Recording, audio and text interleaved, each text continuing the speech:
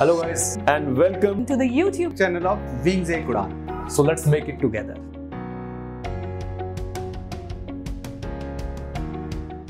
Hello dear students, welcome back to Wings Ek Udan. Dear students, आज हम हमारा mock test 2 related to cooperatives component, इसका दोस्तों हम डिस्कशन करेंगे आज। जैसा कि आपको पता ही होगा कि जो सिलेबस है कोऑपरेटिव्स का, कोऑपरेटिव कंपोनेंट का, दैट इज डन। इसमें बस हमें थोड़े से आपके मॉक टेस्ट्स कराने हैं और फुल लेंथ टेस्ट्स भी आएंगे साथ साथ में, और उसके बाद जो भी वैल्यू एडिशन होगा वो हम आपको डेली बेसिस पे अपडेट करते रहेंगे दोस्तों। तो आज हम जो आपका मॉक टेस्ट 2 था, 1 वाला जो था वो हमने डिस्कस कर लिया, मॉक टेस्ट 2 का डिस्कशन होगा दोस्तों। तो स्टार्ट करते हैं from question 1। Frederick Nicholson committee, Frederick Nicholson also known as father of cooperative movement in India, यहीं पे नोट बना लो इसके, father of cooperative movement in India.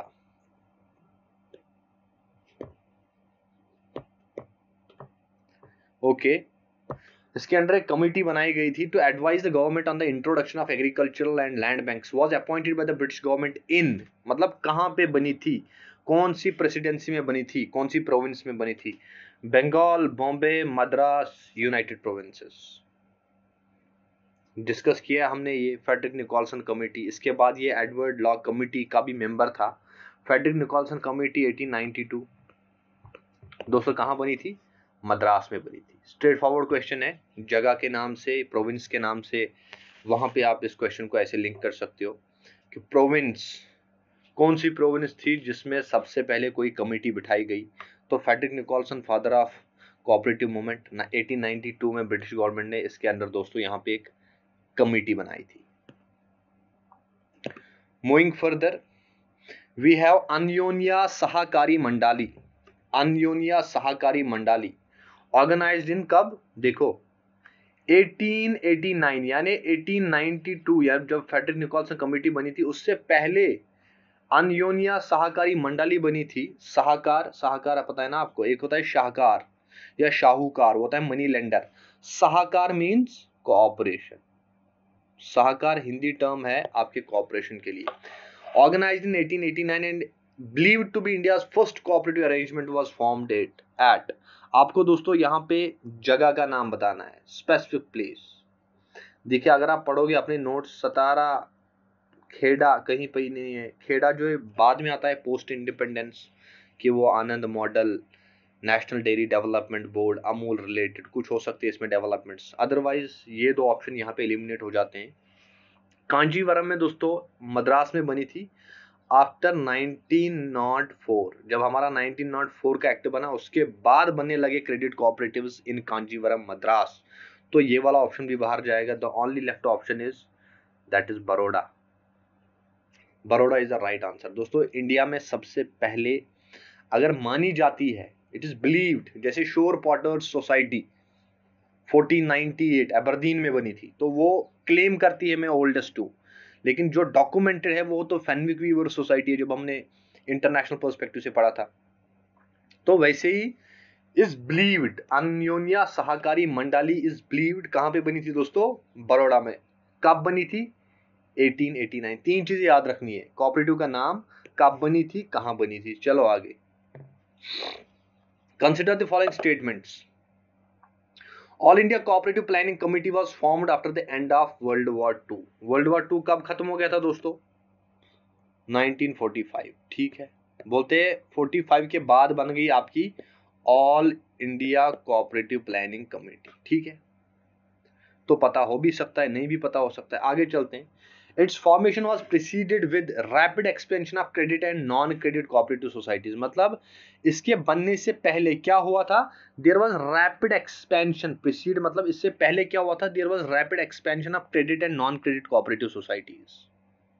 दोस्तों जब 1945 में वर्ल्ड वॉर एंड हो गया तो उसके बाद इंडिया में कोऑपरेटिव मूवमेंट बढ़ने लगा, कोऑपरेटिव्स बनने लगे, बहुत क्रेडिट यानी cooperative banks, non credit, consumer, producer जो भी है, डिफरेंट टाइप्स ऑफ कोऑपरेटिव्स बनने लगे। तो जब कोऑपरेटिव की रैपिड एक्सपेंशन होगी तो हमें जरूरत पड़ी प्लानिंग की, कि we need planning. of these cooperatives. That is why we had to form All India Cooperative Planning Committee. दोस्तों अगर आप ये दो स्टेटमेंट्स एक साथ पढ़ोगे, इनकी मीनिंग एक दूसरे से अटैच करोगे, तो आपको यहाँ पे लिंक लगेगी कि पहले कोऑपरेटिव डेवलपमेंट बहुत हो रही थी, that is why we needed planning committee. तो ये जो है, ये स्टेटमेंट भी सही है, ये स्टेटमेंट भी सही है। The right answer is both. अगर आपने पढ़ा है ये चीज कोऑपरेटिव प्लानिंग कमेटी के बारे में, आपको पता है 1946 में बनी थी, तो दोस्तों आप इस क्वेश्चन को आराम से टैकल कर सकते हो, कोई बड़ा क्वेश्चन नहीं है। दोस्तों आप देख रहे हो थोड़ी सी डाइवर्सिटी में ला रहा हूं अब, कि यहाँ पे आपको स्टेटमेंट वाइज भी क्वेश्चंस आने लग रहे हैं, क्योंकि मैं कोई भी यहाँ पे लूप होल नहीं छोड़ना चाहता हूँ। किसी भी एंगल से क्वेश्चन आ सकता है। It can be straight forward के ऊपर क्वेश्चन दिया गया है, ये देख लो ऐसे क्वेश्चन स्ट्रेट फॉरवर्ड क्वेश्चन है, नीचे 4 ऑप्शन है। It can B statement wise, it can B chronological manner में हो सकता है, 3 स्टेटमेंट भी हो सकते हैं। तो आपको हर किसी टाइप ऑफ क्वेश्चन को टैकल करना है आपके मॉक्स में, ताकि जब आपको रियल एग्जाम में ऐसे क्वेश्चंस आए फिर आप वहां पे परेशान ना हो। 4th question, Nidhis formed in second half of 19th century in Madras were the initial cooperative organizations in India. Nidhis मतलब non banking financial institutions लिखा है। Nidhis were non banking financial institutions and quite similar to Raiffeisen credit cooperatives. Raiffeisen कहाँ चलते थे दोस्तों? Rural areas में। तो rural areas में ही तो है आपकी जो निधीज है, ये रूरल एरियाज में पाई जाती थी। ओके, तो Raiffeisen टाइप होंगी निधीज, इनका नाम ही है नॉन बैंकिंग फाइनेंशियल इंस्टीट्यूशन, तो सेकंड वाला करेक्ट है। तो दोस्तों आपको पहली बात बतानी है कि they were formed in Madras where the initial cooperative organisation in India. आपको पता है कि कोऑपरेटिव्स की डेवलपमेंट जो है वो मद्रास में बहुत ज्यादा हो गई दोस्तों। अन्योन्या सहकारी मंडाली को छोड़ के बाकी जो भी आपके निधीज, बाकी जो भी आपके सहकार मंडालीज, बाकी जो भी आपके कोऑपरेटिव क्रेडिट कोऑपरेटिव बैंक्स वगैरह, मद्रास में बहुत ज्यादा डेवलपमेंट हो गई थी। तो this statement is also correct, so right answer is both. आगे चलते हैं क्वेश्चन नंबर 5। अब देख लो 1904 का एक्ट पूछ रहा है, कोऑपरेटिव क्रेडिट सोसाइटीज एक्ट 1904। इसमें क्या बताया गया दोस्तों? Liability of members of rural cooperative society was limited. Rural cooperative के जो मेंबर्स थे उनकी जो लायबिलिटी थी that was limited, while that of cooperative society was unlimited. Cooperative society की अनलिमिटेड थी under the provisions of this act. याद रखना एक्ट 1904 है, ठीक है। 1/4 of the profits only were permitted for distribution among the members of the cooperative society as dividends. दोस्तों अगर आप 1904 का एक्ट पढ़ोगे और फिर 1912 वाले एक्ट के साथ इसका कंपैरिजन ड्रा करोगे तो आपको पता चलेगा कि ये जो दोनों स्टेटमेंट से गलत है। क्यों? क्योंकि पहले तो इसने काम किया जो रूरल है और अर्बन है। 1904 वाले एक्ट ने कोऑपरेटिव्स को क्लासिफाई किया into rural and urban. Welcome everyone guys, JKPSI की 800 पोस्ट रिकमेंड हो चुकी हैं और एलिजिबिलिटी क्राइटेरिया भी आ चुका है। अगर आप इस पोस्ट के लिए तैयारी करना चाहते हैं तो बिना वक्त गवाए इमीडिएटली प्रिपरेशन शुरू करें, और इस प्रिपरेशन में विंग्स एक उड़ान आपके साथ है। Guys, we are launching online cum offline SI course.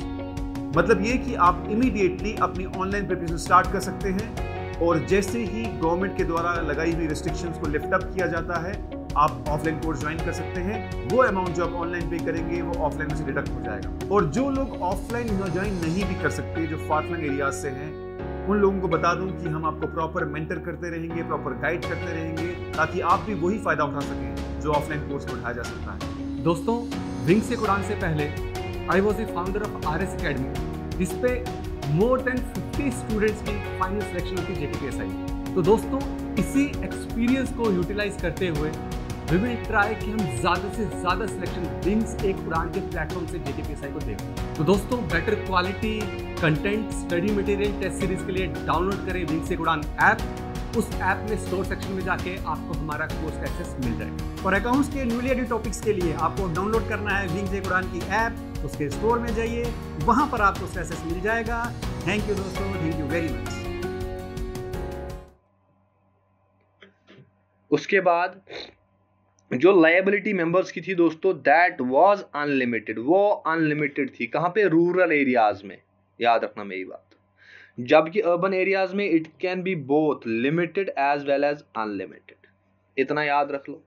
while as that of cooperative society was unlimited. No, cooperative society की दोस्तों यहाँ पे रूरल एरियाज में लिमिटेड थी, तो अनगोज। तो इस प्रकार से ये वाला जो आपका पहला स्टेटमेंट है गलत है। Second, 1/4 of the profits only were permitted for distribution. दोस्तों जो आपके रूरल एरियाज में प्रॉफिट्स है 100% जो प्रॉफिट्स है वो जाते थे आपके रिजर्व फंड में, मतलब कुछ भी यहाँ पे आप डिस्ट्रीब्यूट नहीं कर सकते थे among the members of cooperative society as dividends, nothing, 100% goes to reserve fund. तो यहाँ पे कितना डिस्ट्रीब्यूट करना है, नथिंग, 0। और अगर अर्बन सोसाइटी की बात करेंगे, अर्बन वाले को 1/4 डालना था किसमें, रिजर्व फंड में। 1/4 in urban areas goes to reserve fund, while as 3/4 जो है वो बांट सकते थे अमंग देयर मेंबर्स। तो 1/4 जो है प्रॉफिट डिस्ट्रीब्यूट, 1/4 यहाँ पे जाएगा फंड में, यहाँ पे 100% जाएगा फंड में। तो यहाँ पे कितना बचा बांटने के लिए, कुछ भी नहीं, 0। यहाँ पे 1/4 जाएगा फंड में, तो बचा कितना, 3/4 ये बांट सकते थे। तो ये वाला स्टेटमेंट भी दोस्तों गलत। So none is the right answer. चलो आगे। Which provincial government first enacted its own legislation when cooperation became a state subject after Montfort reforms of 19 and 19? Montfort reforms आ गए, कब आ गए, 1919 में। तो उसके बाद कौन सी प्रोविंशियल गवर्नमेंट ने अपना पहला एक्ट निकाला दोस्तों, अगर आपको याद होगा, मद्रास में तो डेवलपमेंट हो गई इनिशियल स्टेज में, लेकिन बॉम्बे ने फिर लेजिस्लेशंस में दोस्तों बहुत रोल प्ले किया, बहुत इंपॉर्टेंट रोल प्ले किया बॉम्बे ने, क्योंकि बॉम्बे ने बनाया Bombay cooperative societies act of 1925, पहली स्टेट गवर्नमेंट, पहली प्रोविंशियल गवर्नमेंट जिसने लेजिस्लेशन बनाया आफ्टर द मॉन्टफोर्ट रिफॉर्म्स। क्योंकि अब कोऑपरेशन क्या बन गया था दोस्तों, स्टेट सब्जेक्ट बन गया था, अब स्टेट्स भी उस पर लॉज बना सकते थे। तो बॉम्बे ने पहल किया, बॉम्बे ने इनिशिएट किया law making process. Okay. Which article in the Part 9B of Indian Constitution specified that the provisions of the Part 9B shall apply to multi-state cooperative societies? अगर आपको पता होगा दोस्तों आर्टिकल्स इन Part 9B, अब तो इसको उड़ाया जा रहा है बिकॉज ऑफ द, जो कि हम यहाँ पे स्टेट गवर्नमेंट्स के पावर को ओवरराइड ना करे सेंट्रल गवर्नमेंट, तो इसमें से बहुत सारे प्रोविजन निकल रहे हैं, अभी इस पे चल रहे हैं, डिबेट्स चल रहे हैं, आएंगे तो आपको अपडेट करेंगे उस चीज के बारे में। अगर आपको इतना पता होगा कि 9B में दोस्तों कौन से आर्टिकल्स है, ZH से स्टार्ट होता है, ZT पे खत्म, मतलब ये वाला B जो है ये कहीं एग्जिस्ट ही नहीं करता है आपके 9B में, तो निकल गया पहला वाला। अगर आपको पता है ZH से स्टार्ट होता है और ZT पे खत्म, तो आपको ये भी पता होगा कि ZH और ZT जो है दोस्तों इन दोनों में से कोई भी मल्टी स्टेट कोऑपरेटिव सोसाइटीज के साथ डील नहीं करता है, बोथ गोज। बच गया हमारा article 243ZR, that is the right answer. Article 243ZR दोस्तों ये बच भी सकता है, जो अभी हम पार्ट 9B को उड़ा रहे हैं ना, पूरा नहीं उड़ रहा है 9B में बहुत सारे प्रोविजंस उड़ रहे हैं, क्योंकि ये प्रोविजन जो है ये मल्टी स्टेट कोऑपरेटिव सोसाइटीज के साथ रिलेटेड है, और मल्टी स्टेट कोऑपरेटिव सोसाइटीज को कौन रेगुलेट करता है, सेंट्रल गवर्नमेंट, याद रखना मेरी बात। तो ये वाले आर्टिकल को यहाँ पे बचने के चांसेस है, जो अभी न्यू अमेंडमेंट्स आ रहे हैं इन पार्ट 9B, वो आगे डिस्कस करेंगे। तो इतना आपको याद रख सकते हैं कि लॉजिक लगा कि आप इस क्वेश्चन को आराम से निकाल सकते हो, कि ZB तो है ही नहीं, ZH से स्टार्ट है, ZT पे खत्म है। यार स्टार्ट और खत्म कम से कम इतने प्रोविजन तो पढ़ते हैं, यहाँ पे तो मल्टी स्टेट के बारे में कुछ लिखा नहीं है, तो C is the right answer. आगे बात करते हैं 8B की दोस्तों। Question number 8, Which committee appointed by the British government for the first time recommended a creation of strong 3-tier structure of cooperatives in province? 3-tier structure क्या मतलब, state cooperative banks याद है ना आपको, central cooperative banks, then we have primary agriculture credit societies. तो ये वाला structure India में है। तो ये वाला स्ट्रक्चर सबसे पहले किसने रेकमेंड किया था दोस्तों, अगर आप देखोगे इसका right answer is McLagan committee of 19 and 14। Straight forward question है, पढ़ लेना मैक्लेगन कमिटी के बारे में, आपको दोस्तों पता चल ही जाएगा। Hello everyone and welcome to Wings Quran. There is an important announcement for all the PSC Assistant Registrar aspirants. Wings आपके लिए लेके आया है मेंटरिंग कम कोचिंग कोर्स, यानी जो भी बच्चा हमारा कोर्स सब्सक्राइब करेगा उसको एक मेंटर के थ्रू गाइड किया जाएगा।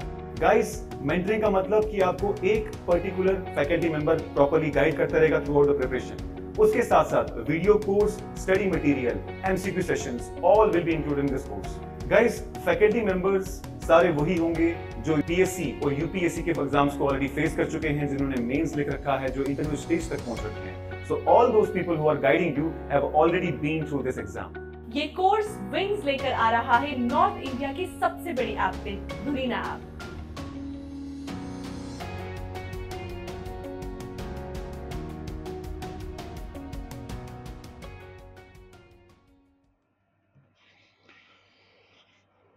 Question number 9, all India rural credit review committee 1966, straightforward question, किसके अंडर बनी थी? ये बनी थी बी वेंकटप्पैया, बी वेंकटप्पैया के अंडर बनी थी all India rural credit review committee. Straightforward question. Question number 10, फार्ड्स of Kolhapur in pre independence India were the examples of. दोस्तों आपने सुना होगा नाम, मैंने आपको पढ़ाया था, kuri, bishi, These were examples of chit funds. मैंने आपको सैक्रेड ग्रूव्स के बारे में पढ़ाया था, वन राय, देवराय, कम्युनिटी एग्रीकल्चर लाना, इसके बारे में मैंने आपको पढ़ाया था। तो बाकी बच रहा है कि फाड़ जो कोल्हापुर के है दोस्तों, दे वर द एग्जांपल्स ऑफ पानी पंचायत। सो पानी panchayat is the right answer. National development council made recommendations for national policy on cooperatives, training of personnel and setting up of cooperative marketing societies. Cooperative marketing societies बनाओ, इंपॉर्टेंट है कि तब तक सिर्फ आप या तो प्रोड्यूसर कोऑपरेटिव बनाते थे, या कंज्यूमर कोऑपरेटिव बनाते थे, या सप्लाई कोऑपरेटिव बनाते थे, तो मार्केटिंग कोऑपरेटिव कहीं था ही नहीं। National policy on cooperative, training of personal, जो कोऑपरेटिव्स में बंदे काम करते हैं, मुलाजिम काम करते हैं, उनकी ट्रेनिंग और मार्केटिंग सोसाइटीज बनाओ। ये एनडीसी ने रेकमेंड किया था, नेशनल डेवलपमेंट काउंसिल ने ये सब रेकमेंड किया था दोस्तों। कब किया था? 1958 इज द राइट आंसर। तो स्ट्रेट फॉरवर्ड क्वेश्चन है, यहां पे आपको डेट याद रखने की जरूरत है। वेरी गुड, आगे चलते हैं। 12, question number 12, cooperative societies are provided relief in the income tax. मतलब कोऑपरेटिव सोसाइटीज को इनकम टैक्स नहीं भरना पड़ता है, इनको रिलीफ मिलता है, एग्जेम्पशन मिलती है। किस रेस्पेक्ट में, किन चीजों के लिए? जो प्रॉफिट्स होंगे कोऑपरेटिव सोसाइटी में, और जो प्रॉफिट्स जब ये बांटेगा अपने मेंबर्स में दोस्तों, उनको बोलते हैं डिविडेंड्स। तो आपको बताना है कि इनको एग्जेम्पशन कहां पे मिलती है। एग्जेम्पशन दोस्तों दोनों इंस्टेंस में मिलते हैं। जो कोऑपरेटिव के पास प्रॉफिट आएगा, प्रॉफिट मतलब 1 करोड़ रुपए आ गया, इसने कमा लिया 1 साल में, अब इसमें से कुछ पैसा जो है रिजर्व फंड में डाला जाता है, या कोऑपरेटिव के जो बाकी इंटरेस्ट होगा कहीं पे वो पे किया जाता है, फिर जो बाकी बचता है उसको डिस्ट्रीब्यूट किया जाता है, उसको बोलते हैं डिविडेंड, डिविडेंड्स। तो 1 करोड़ इज प्रॉफिट, इससे जो बचेगा एक्सपेंसेस काट के, और उन बाकी जो बचा कुछ है उसको डिवाइड करेंगे, उसको बोलेंगे डिविडेंड। तो दोस्तों ना ही प्रॉफिट पे टैक्स भरना पड़ता है, ना ही डिविडेंड पे भरना पड़ता है। तो both is the right answer. Question number 13, which legislation classified the cooperative societies on the basis of liabilities into limited and unlimited? 1904 ने क्लैसिफाई किया था into rural and urban, लेकिन जो हमारा 1912 का एक्ट है, इसने असल में कोऑपरेटिव सोसाइटीज को क्लासिफाई किया into limited and unlimited. B is the right answer, cooperative societies act of 1912। मैंने टेबल दिया है आपके नोट्स में, वो पढ़ लेना, वहां पे कंपैरिजन ड्रॉ खुद ब खुद हो जाएगा कि इसने क्या किया था, इसने क्या किया था। ओके, आगे चलते हैं। Which among the following legislations delegated the powers of central registrar of cooperatives to the state registrars for all practical purposes? Central registrar के पावर किसको दिए गए? स्टेट रजिस्ट्रार को, फॉर ऑल प्रैक्टिकल पर्पसेस। मतलब central registrar Delhi में बैठा है और जम्मू कश्मीर में कोई कोऑपरेटिव डेवलपमेंट करानी है, तो वो सेंटर से कहाँ आएगा आप देखने के लिए कि क्या हो रहा है, वो अपने पावर दे देता है स्टेट रजिस्ट्रार को, बोलता है भाई आप काम संभालो, मेरे को रिपोर्ट करते रहना, ठीक है। तो किस एक्ट ने ये किया दोस्तों? अगर आपको पता होगा 1912 का जो एक्ट है, इसमें कोऑपरेटिव सेंट्रल गवर्नमेंट के अंडर आते थे, दे वर इन द सेंट्रल लिस्ट। क्यों? क्योंकि 1919 में जो मॉन्टफोर्ड रिफॉर्म्स आए थे, उनकी वजह से कोऑपरेटिव जो है दोस्तों आपका स्टेट सब्जेक्ट बन गया। तो 1912 में cooperative was a central subject, तो ये तो पॉसिबल ही नहीं है कि सेंट्रल रजिस्ट्रार स्टेट रजिस्ट्रार को पावर देगा, तो 1912 में ये बात नहीं है। अब 1942 की बात करेंगे। 12 और 42 के बीच में आता है 1919, इसी में बना था कोऑपरेटिव स्टेट सब्जेक्ट। तो मतलब 1919 के बाद जो भी एक्ट आएगा दोस्तों, उसमें ये प्रोविजन डाला जाएगा कि सेंट्रल रजिस्ट्रार के पावर दिए जाएंगे स्टेट रजिस्ट्रार को। क्यों? क्योंकि 1919 में हमारा कोऑपरेशन बना था स्टेट सब्जेक्ट। तो 1912 के बाद जो ही पहला एक्ट है 1942 है, मॉडल कोऑपरेटिव लॉ, इसकी बुनियाद तो 1991 में डाली गई थी और ये 2002 वाला है। तो जो ही 1990 बाद एक्ट आएगा दोस्तों, वही राइट आंसर है। तो 1942 इज द राइट आंसर, क्योंकि 1919 में कोऑपरेटिव बना था state subject, powers of central registrar, फिर उसके बाद किसको देने थे? स्टेट रजिस्ट्रार्स को, फॉर ऑल प्रैक्टिकल पर्पसेस, मतलब काम चलाने के लिए। Okay, question number 15, duties, rights and liabilities of members of cooperatives are mentioned in which of the following chapters of Multi-State Cooperative Societies Act of 2002? पढ़ लो पूरा act, पता चल जाएगा। क्या पढ़ना है आपको? चैप्टर, पहले मैंने बोला चैप्टर्स पढ़ने होते हैं, इंपॉर्टेंट सेक्शंस पढ़ने होते हैं।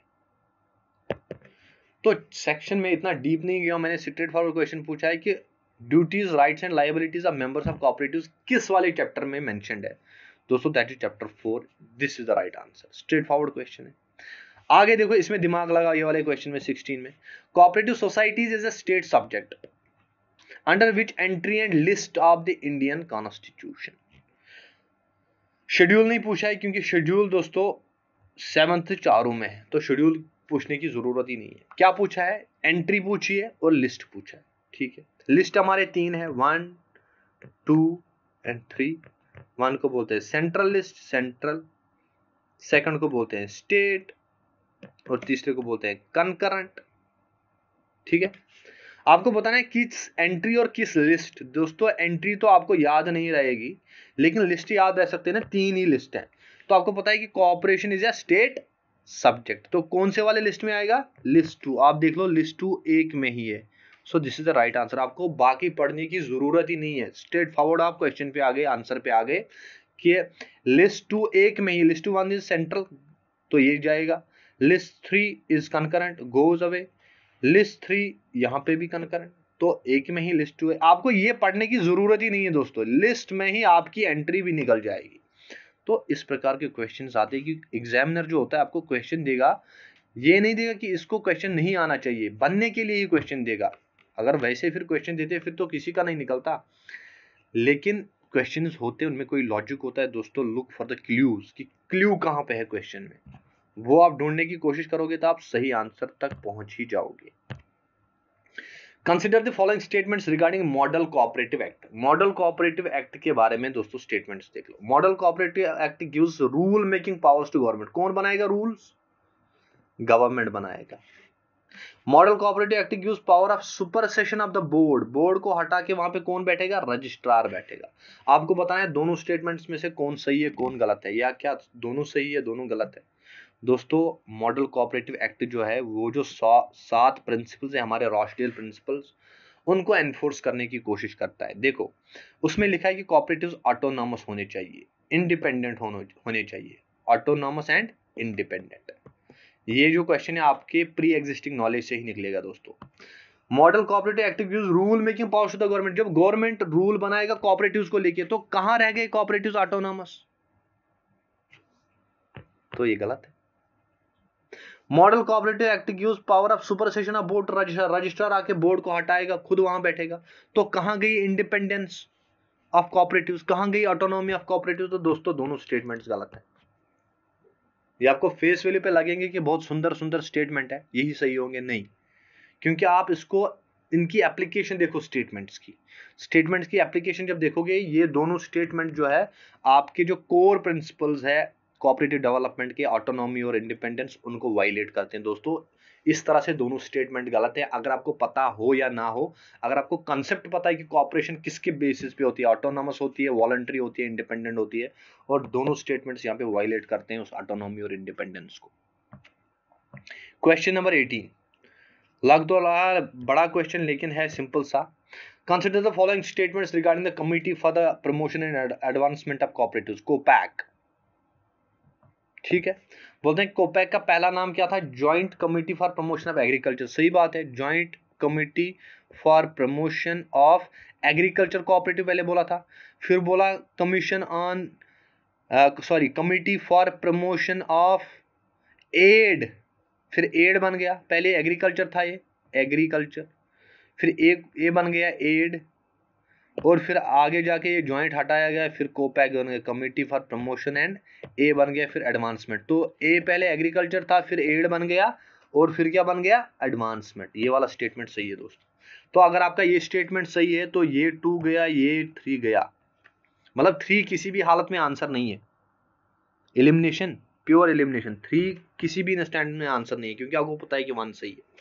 अब आप देख लो, it had its origins at 23rd session of UN इकोसॉक, 23rd session of UN and 48th session of UN इकोसॉक। इतना याद रखना है आपको दोस्तों।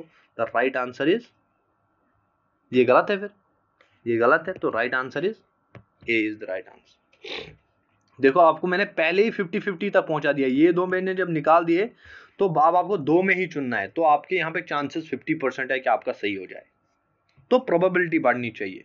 वो कैसे होगा दोस्तों? With elimination of the statements. This question is straight forward question कि रिकैपिटलाइजेशन फॉर्मूला बहुत इंपॉर्टेंट कॉन्सेप्ट है कि जो भी पैसा जाएगा कोऑपरेटिव्स को, उसमें से 60% सेंट्रल गवर्नमेंट देगा, 40% कौन देगा? स्टेट गवर्नमेंट देगा। ये किसने बोला था? ये बोला था विखे पाटिल कमेटी ने, Vikhe Patil committee. Central committee for cooperative training 1953, कोऑपरेटिव्स को ट्रेनिंग देनी है दोस्तों, तो किसने बनाई थी सेंट्रल कमेटी? सेंट्रल है तो government of India is central government, ये है। तो स्टेट गवर्नमेंट तो बिल्कुल भी नहीं है, क्योंकि सेंट्रल कमेटी है। और RBI for cooperative training of personnel etcetera, इसमें आरबीआई का भी दोस्तों रोल है। ये कमेटी जो है with joint efforts of central government और आरबीआई से बनी थी। तो D, that is both A and C are the right answers. तो दोस्तों ये डिस्कशन से हमें यही पता चलता है कि कैसे हमने ऑप्शंस को एलिमिनेट करना है, स्टेटमेंट्स को एलिमिनेट करना है, सही ऑप्शन तक हम कैसे पहुंचे। तो उसके लिए आपको pre existing knowledge, concept clarity और थोड़ा सा आपको डिटेक्टिव रीडिंग करनी पड़ती है, जिसके थ्रू आप ये आंसर्स निकाल सकते हो। So I think this is all for this discussion. We will meet in the next discussion hopefully. Till then, stay connected, stay safe and blessed. God bless you all.